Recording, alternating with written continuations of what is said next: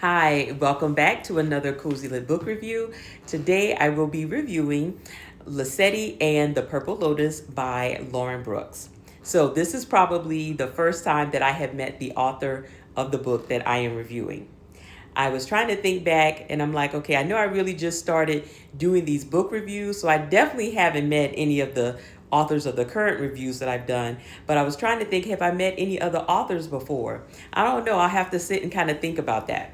But Lesedi and the Purple Lotus. If you are a fan of Tomi Adeyemi, then, and I think I'm saying her name right, then I think you'll like this book because I feel like this was almost like an entry level into that African fantasy sci-fi world. This is more of like a historical fiction fantasy book. And you all know how I feel about historical fictions, but this one was a good one. And I could deal with this because when I'm reading something like that, I needed to have somewhat of a happy ending. It doesn't have to be all happy, but somewhat happy when I'm reading about a traumatic experience. So this one definitely checks the mark. I don't want to get too in depth because it's not a very long read. You can read it pretty quickly. So I don't want to give too much away, but there's some death and some loss, grief, healing, betrayal.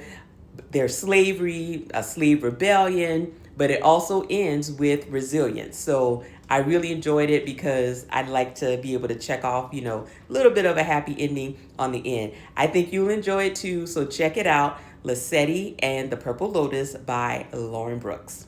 Until next time.